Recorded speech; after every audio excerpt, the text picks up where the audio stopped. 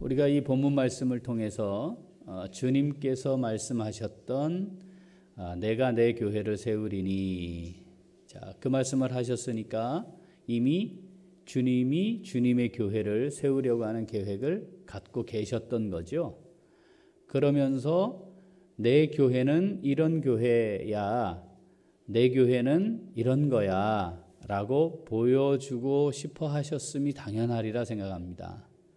그렇다면 주님이 세우고 싶어 하셨던 그 교회의 모습은 어떤 것이었을까? 아마도 성령이 임하심으로 세워졌던 바로 그 교회, 처음 세워졌던 그 교회의 모습이 주님께서 이 땅에 세우기를 원하셨던, 세우고 싶어 하셨던 그 교회의 모습이었으리라 우리가 당연히 받아들일 수 있고, 그래서 지금 우리는 예루살렘 교회를 통해 주님의 교회는 어떤 교회일까 하나님의 말씀을 함께 나누고 있습니다. 정리를 해보면 주님의 교회는 주님의 부르심에 의해 시작된 공동체라 했습니다. 그래서 다 같이 제가 부름받아 여기 있어요 라고 하는 고백이 함께 있어야 주님의 공동체, 주님의 교회로서의 공동체의 모습을 가진 것이다 라고 했습니다. 말씀이 바탕이 되어 그 말씀 위에 세워지는 공동체지요. 그래서 어떤 모습이 있다 했습니까? 주님의 교회는 서로 존중하고 높이고 귀히 여기는 교제가 있고, 또 함께 모여 주님의 지체임을 인정함으로 떡을 함께 모여 떡을 떼는 공동체였고, 그리고 마음을 모아서 함께 기도하는 공동체. 자, 이것이 주님의 교회의 기본 정체성이다. 우리가 함께 살폈죠. 자, 그러면 이런 주님의 교회의 정체성을 제대로 갖추면 이 교회는 어떤 삶의 모습을 가지게 되는가? 어떤 삶의 모습이 나타나는가? 우리 예루살렘 교회를 살펴보면서 주님의 교회가 이 땅에 존재하게 될 때 그 교회가 가지게 되는 삶의 모습이 어떠한가? 이제 오늘부터 함께 하나님의 말씀을 나누도록 하겠습니다. 자, 사람이 어떤 행동을 합니다. 행동을 하면 그 행동의 기초는 뭐냐면 나는 이렇게 알고 있어요 라고 하는 겁니다. 내가 이렇게 알고 있고 나는 이렇게 인식하고 있기 때문에 저는 이렇게 행동합니다 라는 거죠. 어떤 행동을 하고 있는데 나는 이렇게 생각해요 라는 말이 필요 없죠. 왜냐하면 그렇게 행동하고 있는 것으로 나는 그렇게 알고 있어요 라고 하는 것을 이미 보여주죠. 어떻게 행동할 것인가를 결정하게 될 때 저는 이걸 가치 있게 여기고 있습니다. 이게 매우 중요하다고 생각합니다 라고 하는 걸 보여주는 거죠. 이렇게도 할 수 있고 저렇게도 할 수 있는데 이렇게 할 때에는 이게 저는 중요한 겁니다 라는 의미가 되고, 저렇게 하면 저게 중요한 겁니다 라고 하는 겁니다. 자, 우리가 지금 1년 이상의 시간을 이 코로나 전염병으로 인한 여러 가지 상황들을 경험하고 있습니다. 사회 제도도 바뀌어버렸고요. 생활 방식도 바뀌었어요. 이런 말을 합니다. 이제는 코로나 이전과 코로나 이후가 있다. 그만큼 변화가 사회 전반에 걸쳐서 일어났고 이 변화가 쉽게 다시 예전으로 돌아가기가 어려울 것이다 하는 표현이죠. 1년여 동안의 시간 동안 제일 중요한 가치가 뭐였습니까? 감염이 더 이상 확산되지 않게 하자. 이게 최고의 가치였습니다. 감염 예방, 이것이 가치였습니다. 그래서 어떤 것을 계획하고 행동할 때 이게 감염을 확산시키는 거냐? 절대 안 된다. 이게 감염을 더 만들어내는 일이면 그건 안 되는 거다. 자, 이것에 모든 사람들이 동의가 되어 있습니다. 그래서 그걸 놓고 판단을 하죠. 그래서 우리가 지금 4주 이상 모여서 예배하는 이 자체도 제한받았던 겁니다.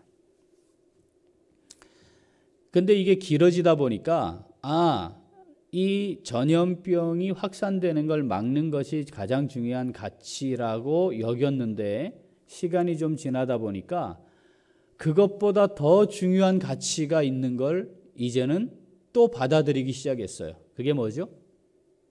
생계입니다. 생존. 그래서 이제는 어떤 일을 하는 일부의 사람들이 더 이상 우리는 살 수가 없다. 그래서 전염병이 확산돼서 문제가 되는 것과 우리가 굶어 죽는 것 다르지 않다. 그리고 우리는 더 이상 이 상태로는 갈 수 없다라는 이야기들을 분출을 하고 또 그것을 이제는 감안해도 그게 크게 문제가 안 되는 상황이 되었습니다. 전염병을 예방하는 것, 감염을 예방하는 가치와 생존과 생계라고 하는 가치가 충돌을 하고 있고 어쩌면 더 생존과 생계가 더 중요한 가치라고 받아들여지는 정도의 상황을 맞이하는 것 같습니다. 사실은 수면 아래에 있었지만 감염 예방이라고 하는 이 가치보다 더 중요한 가치가 실제로 또 있었습니다. 그게 뭐냐면 학업이에요. 학업. 그래서 학교는 어떻게 하든지 수업을 해보자. 그런데 위험하면 등교는 제한하자. 이럴 수 있었는데 학원은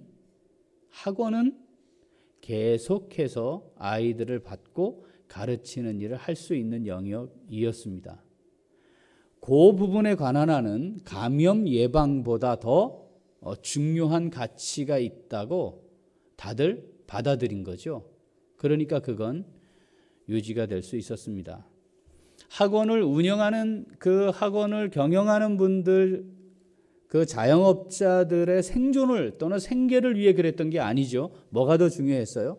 우리 아이들이 공부를 할 수 없는 상태로 방치되면 안 된다라고 하는 것에 대한 가치 인정이 있었기 때문이죠. 자, 그런데 이런 시대를 살고 있고 우리는 지금 400명, 한 주에 400명, 하루에 400명, 평균 400명대를 왔다 갔다 해서 이제는 조금 단계를 낮출 것인가 뭐 이렇게 고민을 하고 심각해 하지만 하루에 4,500명이 죽어요. 이 나라는. 45,000명이 죽는데요. 그런데 뭐 하고 있나 한번 보실래요? 영상 한번 틀어주세요.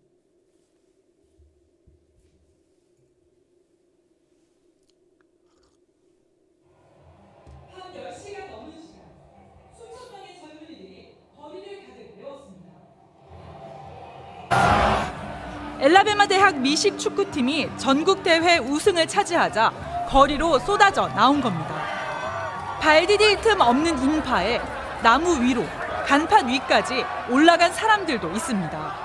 People started climbing the trees. People started hanging off light poles. People started getting on top of the CBS awning. 흥에 겨워 고함을 지르고 술을 마시는 사람들 대부분이 마스크도 쓰지 않았습니다. 경찰이 출동해 14명을 현장에서 체포했고 자정이 넘어서야 겨우 해산에 성공했습니다. 코로나는 마치 남의 나라 일인 것처럼 젊은이들이 축제를 벌인 사이 미국의 상황은 또 한 번 최악을 맞았습니다. 하루 사망자가 4,500명 가까이 치솟으며 코로나19 사태 이후 가장 많았습니다. 저게 확진자가 4,500이 아니고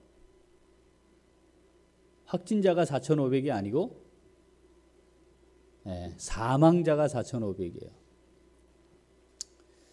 우리는 확진자가 400명인데 단계를 낮출 수 없다. 그리고 이건 아직 절대 마음 놓을 수 없다. 다시 폭발적으로 증가할 수 있다. 이렇게 해서 통제가 되고 우리는 그걸 받아들이지만 지금 저 나라는 4,500명이 죽고 있는데 저렇게 나와서 마스크도 쓰지 않고 축제를 벌이는 게 가능해요. 경찰이 와서 14명 체포해 갔대요. 그래도 저기 모여있는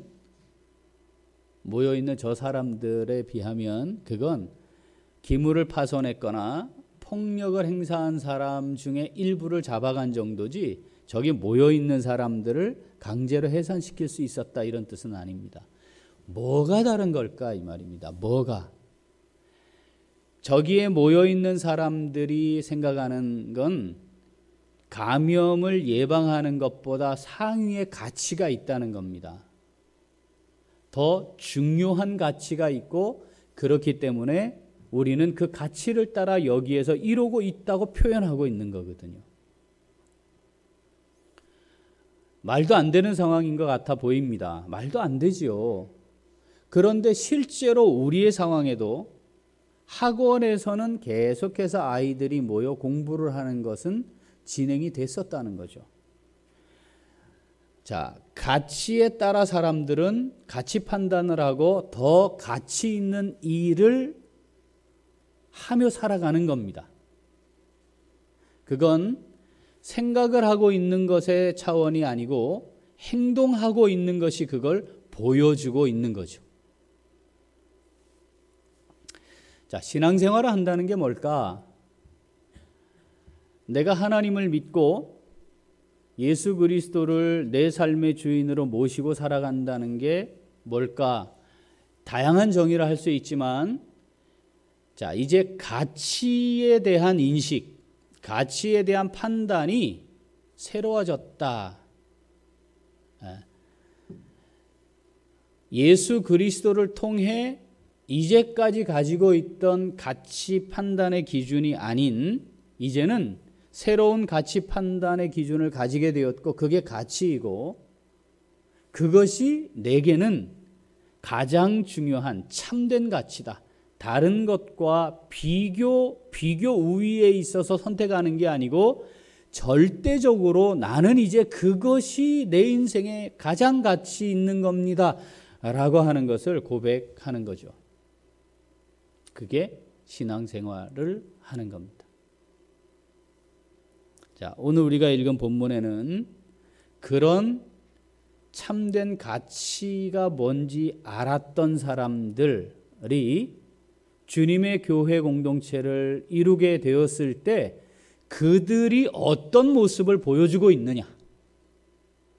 자, 그게 잘 나타나 있습니다. 한번 다시 읽어보겠습니다.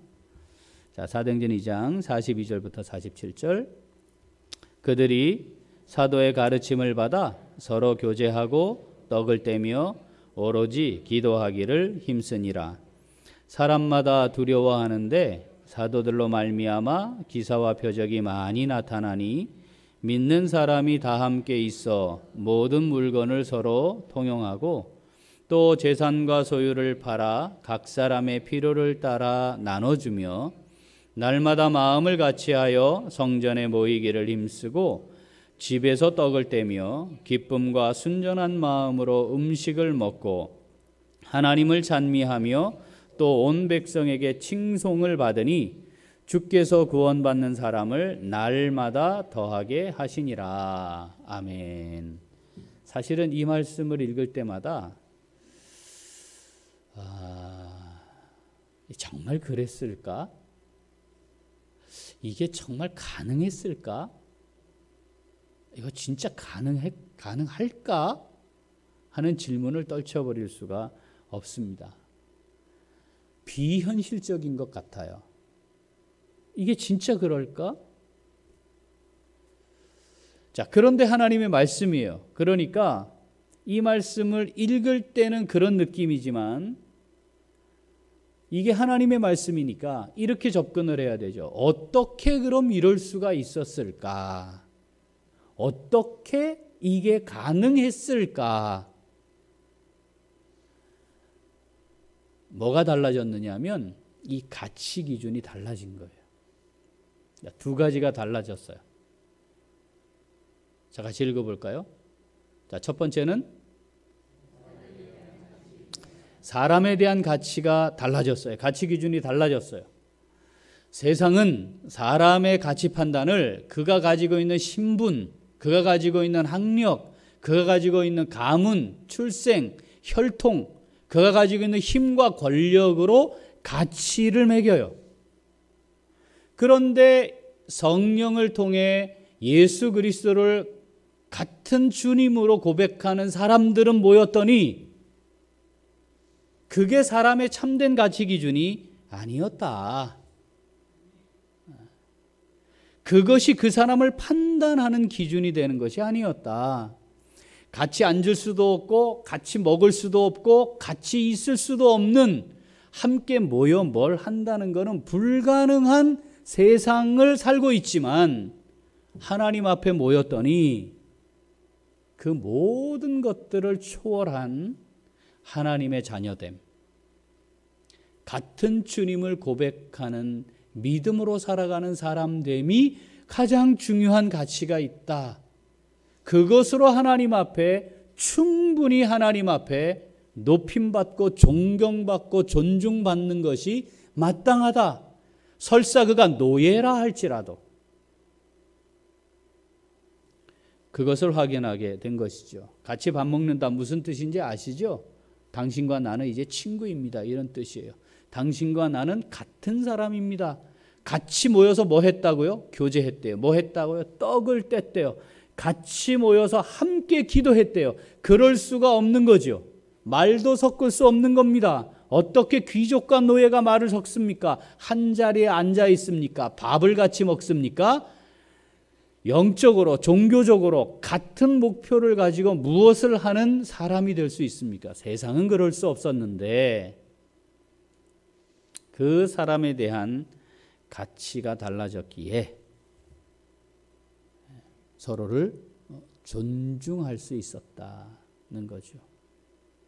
세상이 만든 질서를 넘어선 하나님이 만든 영적 질서가 무엇인지를 보여주고 있었다라는 겁니다. 어떻게 그럴 수 있었느냐? 뭐가 달라졌기 때문이다? 사람에 대한 가치가 달라졌기 때문이다라는 겁니다. 자, 또 하나. 자, 두 번째는 소유와 재물에 대한 가치입니다. 뭐가 달라졌어요? 소유와 재물에 대한 가치가 달라졌어요. 세상은 소유와 재물을 어떻게 정의합니까? 나를 위한 것, 내 삶을 위한 것, 내 가족을 위한 것, 내 식구를 위한 것, 내 노후를 위한 것, 내 삶을 위한 것, 이렇게 정의하고 있고, 그것을 가능한 많이 가지고 있거나 많이 비축하면 성공적인 인생을 사는 것이라고 말합니다. 부자 될래요? 이 말을 아무도 어색하게 생각하지 않습니다. 부자 되셨습니까? 성공하셨군요 라고 세상은 이야기합니다. 그런데 주님이 내 생명의 주인이시고 내 모든 것의 주인이십니다 라고 하는 사실을 고백하는 사람들이 모였더니 어떻게 됐다고요? 내 것이 아니니까 물건을 서로 통용했고 어떻게 했다고요? 다 내놓고 필요한 사람들이 가져가도록 나눌 수 있었다라는 겁니다. 제가 말씀드렸지만 공산주의가 여기에서 나왔다니까요. 다 같이 필요에 따라 그냥 공동소유로 나누며 살자. 필요에 따라 소유하며 살아가자. 결정적인 약점은 뭐죠? 이게 믿음에 의해 가능해지는 것이고 서로 사랑하라 라고 하는 그것 때문에 가능했는데 칼 막스가 놓쳤죠, 그걸. 청빈한 삶을 살아봅시다. 더 나아가 금욕적인 삶을 살아갑시다. 뭐 이런 걸 하는 게 아니에요. 이런 걸 말씀하는 게 아니죠. 무소유로 살아라. 이 말씀을 하는 게 아닌 겁니다. 무슨 의미입니까? 내 것이 아닙니다를 인정하라는 거죠. 사도행전 4장 32절 읽어보겠습니다. 믿는 무리가 한 마음과 한 뜻이 되어 모든 물건을 서로 통용하고 자기 재물을 조금이라도 자기 것이라 하는 이가 믿어지십니까? 우리가 성경 이렇게 읽어요. 때로는 가르치기도 할 거예요. 우리 아이들을. 여기 선생님들 계시니까. 여러분 믿으십니까 이거? 가능해요? 하나님은 이 말씀을 통해 그렇게 되어야 하는 것이다 라고 말씀하는 중이에요. 핵심이 어디에 있어요?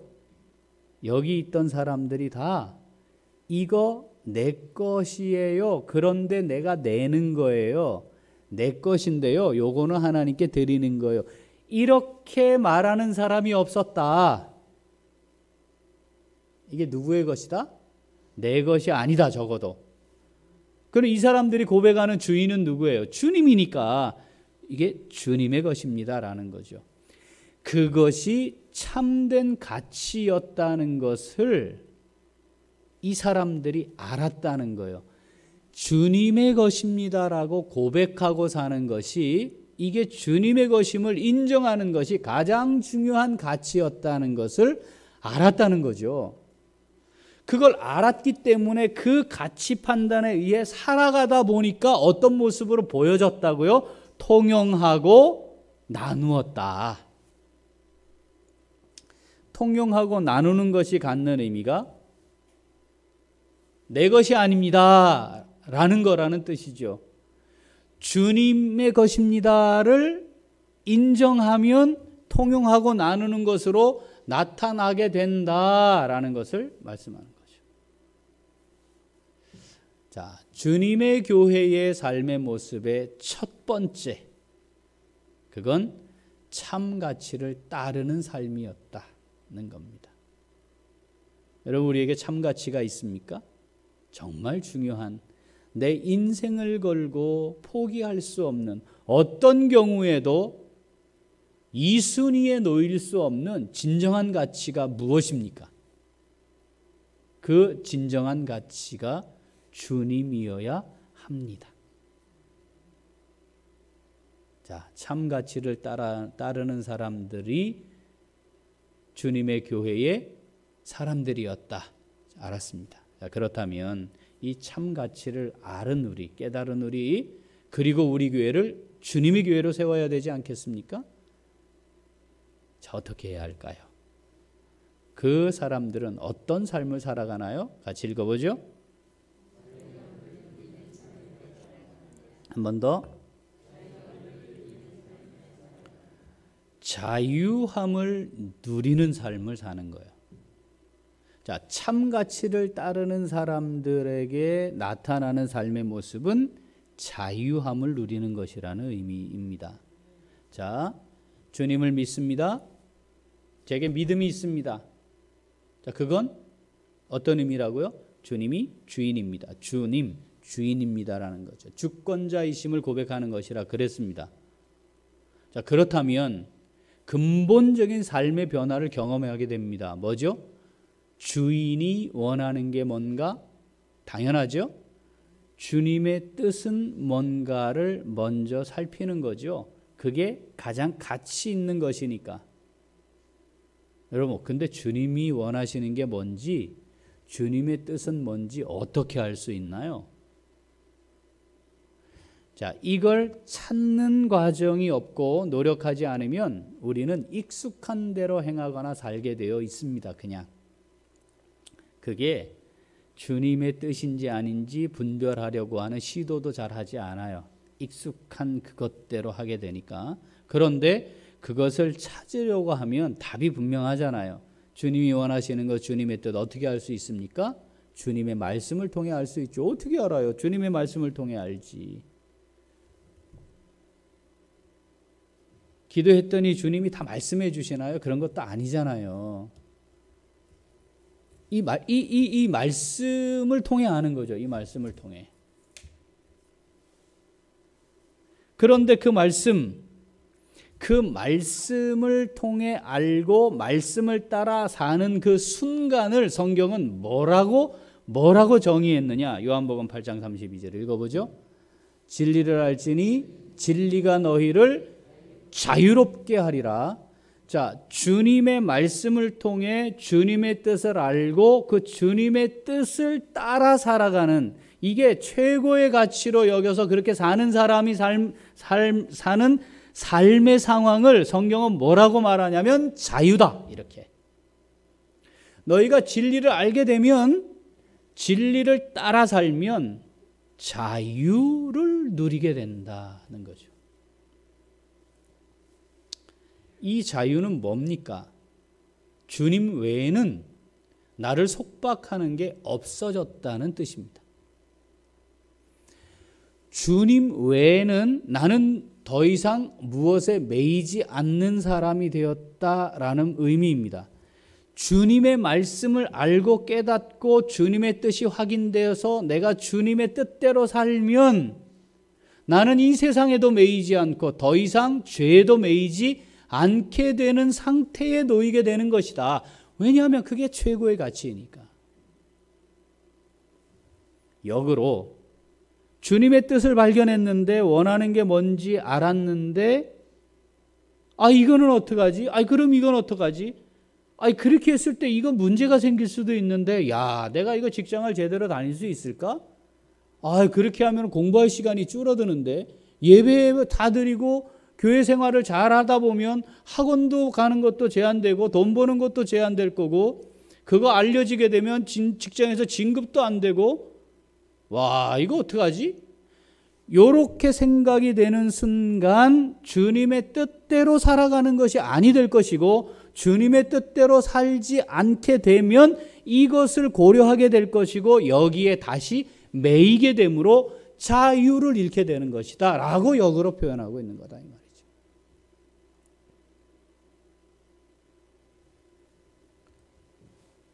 자, 믿음이 있으면 주님의 뜻을 알고 주님의 뜻대로 살아가기로 결정하고 그것을 최고의 가치로 여기면 자유합니다. 여기 주님의 교회로 모였던 예루살렘 교회 성도들 그 자유를 누린 겁니다. 어떻게 누렸다고요? 내가 귀족이지만 노예를 존중하는 자유를 누린 거예요. 내가 노예지만 귀족들과 형제 자매가 되는 자유를 누린 겁니다. 돈이 있어야 살아갑니다. 돈 없이 되는 게 세상에 아무것도 없어요. 숨 쉬는 것도 숨 쉬어야 사는데 숨 쉬는 것도 돈이 있어야 돼요. 마스크 살 돈이 있어야 지금 이 시대를 사는 겁니다. 돈과 관련되지 않은 건 세상에 아무것도 없어요. 돈이 있어야 예배당도 오는 거 아니겠습니까? 그런데 그 돈이 더 이상 내 인생을 다스리는 자가 될 수 없는 거죠. 내가 그 돈에 매이지 않음을 보여주는 거죠. 그렇게 하려고 사는 게 아니라 주님을 주인으로 모시니까 그렇게 됐다는 걸 보여주고 있는 거다 이 말입니다. 자, 이걸 주님이 선명하게 선언합니다. 자꾸 여기에 예 아니요 외에 그러니까요 글쎄요 그럴 수도 있다고 생각될 수도 있겠지만 막 이런 걸 갖다 넣으니까 회색이 되는 거죠. 혼합주의가 되는 거죠. 성경은 명확합니다. 마태복음 6장 24절 읽어보죠. 한 사람이 두 주인을 섬기지 못할 것이니 혹 이를 미워하고 저를 사랑하거나 혹 이를 중히 여기고 저를 경히 여김이라. 너희가 하나님과 재물을 겸하여 섬기지 못하느니라. 하나님을 사랑하면 돈을 미워해야 된다는 거예요. 하나님을 중히 여기면 돈을 경히 여겨야 된다는 거예요. 하나님도 사랑하고 돈도 사랑하고 안 된다고 말씀하는 거예요. 근데 우린 그러고 싶은 거지. 예? 그러고 싶은 거지. 내 집은 좋은 데 살고 싶은데 교회 헌금하라 하면 부담 파고 오는 거죠.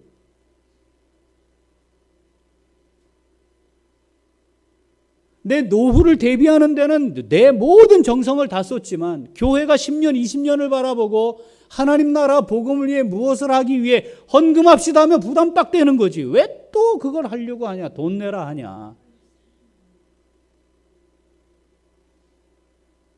그래서 내 노후도 사랑하고 하나님도 사랑하고 안 된다고 얘기하는 거예요. 안 된다고. 그런데 우리는 그렇게 하고 싶은 거죠.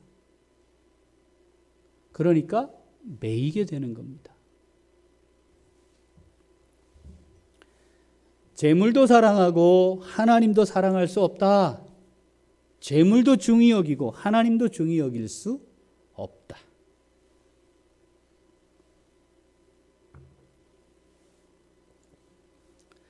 사진 보여주실래요? 자, 나이키 운동화입니다.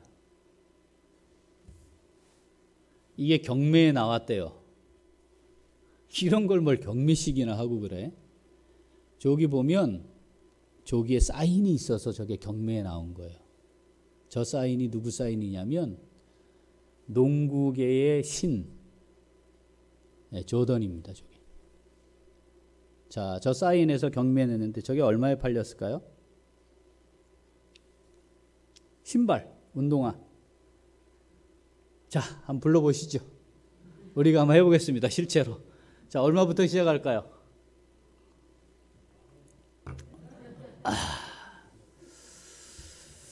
저게 7억에 팔렸어요. 미친 사람들입니다. 정신 나갔어요. 제정신 아니에요. 이 세상이 이렇다니까요. 예? 아까 4,500명 죽고 있고 수십만의 확진자가 나는데 거기 나와갖고 저 소리 지르고 저 제정신이 아니잖아요. 그런데 자기들은 그게 최고의 가치라니까요.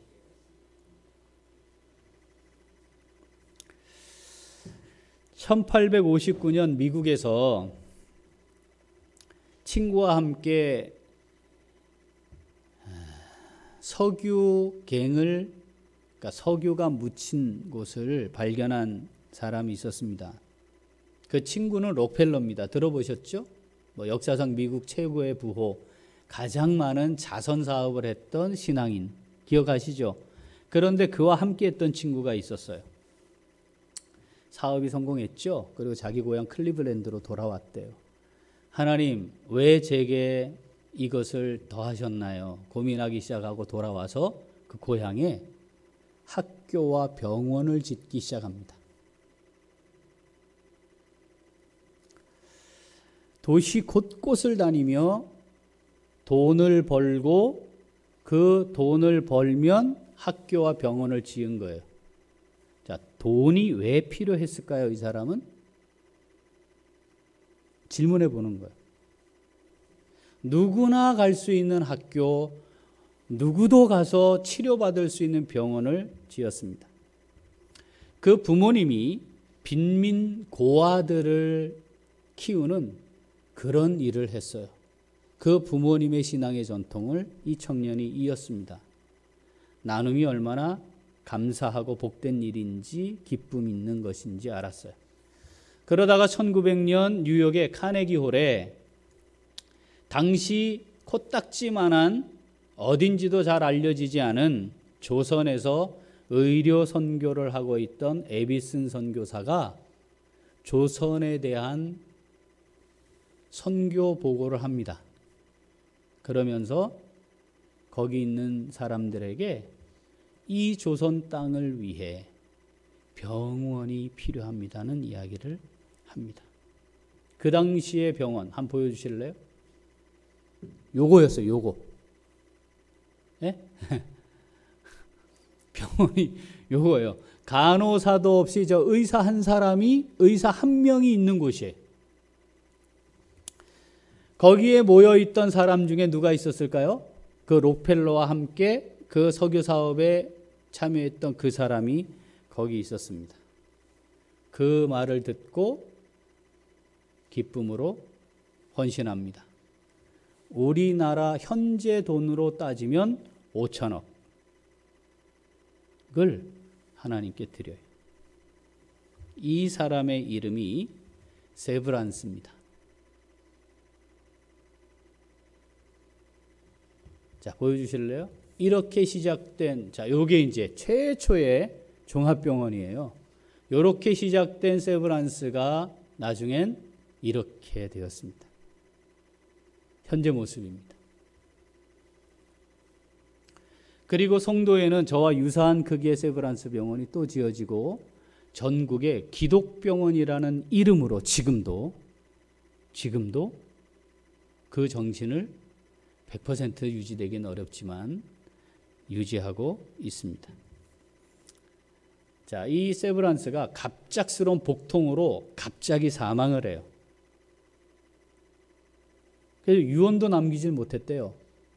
그래서 이제 사망을 했고, 그래서 이제 유품을 정리하고 주머니에서 있던 쪽지를 꺼냈는데 어디에 보내기로 하는, 어디에 얼마를 보내야 하는지가 적힌 종이가 나오고,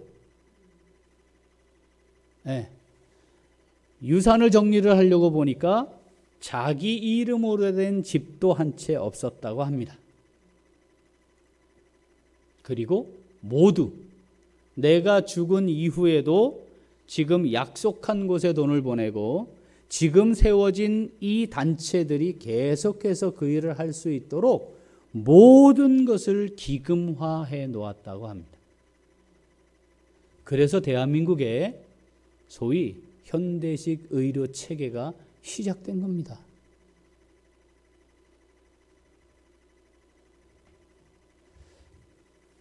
그가 다닐 때마다 이런 말을 했다 합니다. 같이 읽어볼까요?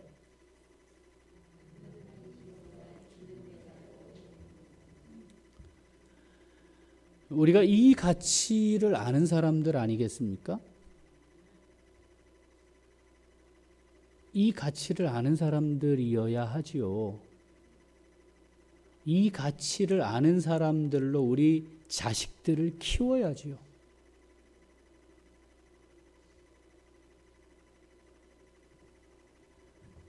여기 울산에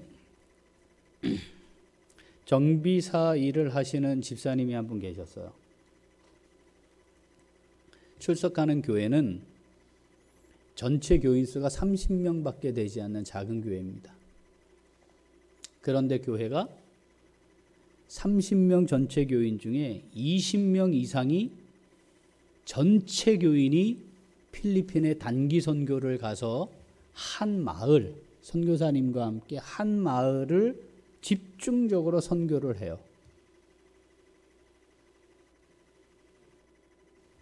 교인들 70% 이상이 가는 거죠. 우리도 휴가 내서 한번 갑시다. 전교인이. 문제가 많이 생길 겁니다.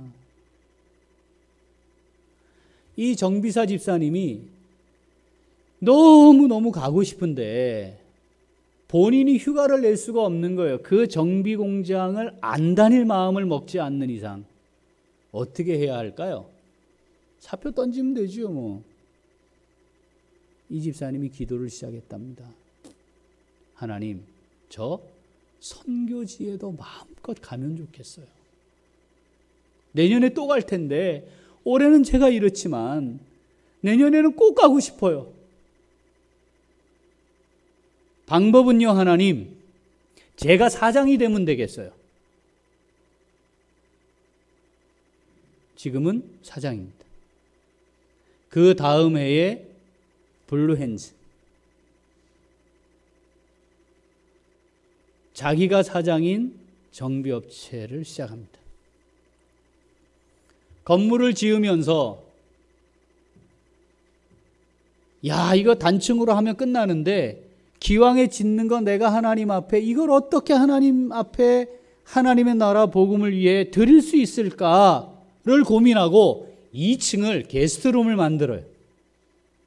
정비 공장에 2층이 있고 그 2층이 게스트룸인 정비 공장은 아마도 울산에는 없을 거예요. 한국에도 없을 것 같은데 그 2층이 선교사님들이 오시면 마음 놓고 편안하게 묵을 수 있는 게스트룸으로 만들어져 있습니다. 무엇이 정말 가치 있는 것인지, 하나님이 내게 왜 소유를, 재물을 주시는 것인지, 그것이 내게 어떤 의미이며 무엇을 위한 것인지를 정확히 알고 있는 거죠. 내가 이 일을 해야 하는 이유가 무엇인지도 정확히 알고 있는 거죠. 믿음이 있다는 말, 주님이 주권자이시다는 말 문장으로 나열해라. 우리는 수백만 문장을 만들어내고 말할 수 있을지 몰라요. 그런데 그 한 문장으로 표현된 우리의 삶에 보여지는 열매는 뭐냐 하는 겁니다. 남은 인생을 어떻게 살기를 원하십니까? 우리가 이 코로나를 경험하면서 진짜 한 방에 훅 갈 수 있구나. 나만 잘한다고 되는 게 아니구나.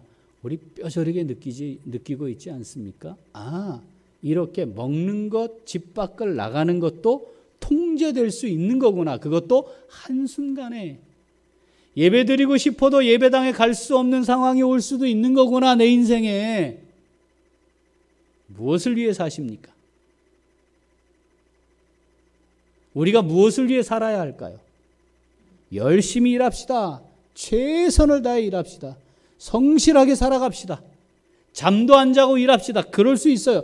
왜 내가 지금 그걸 하려고 하는 건지, 왜 내가 이 코로나 전염병 시기에도 우리 애들을 학원 보내는 걸 포기할 수 없는 건지, 왜? 무엇 때문에 그렇게 하려는 것인지, 그래서 내 삶에 나타나는 삶의 열매는 어떤 건지 깊이 돌아봅시다. 예루살렘 교회 성도들이 가졌던 믿음과 우리의 믿음이 다르지 않은 것이라면 우리를 얽어매고 있는 이 세상으로부터 자유하며 사는 것이 무엇인지, 그리고 하나님이 나를 세우시면 나를 멋지게 사용하시도록 내가 드려지기만 하면 하나님이 멋지게 나를 사용하실 수 있음을 인정하는 것이 믿음이라면,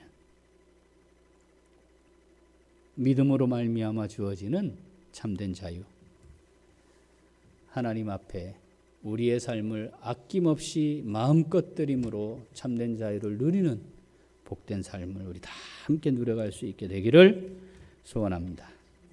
기도하겠습니다. 하나님 아버지 감사합니다.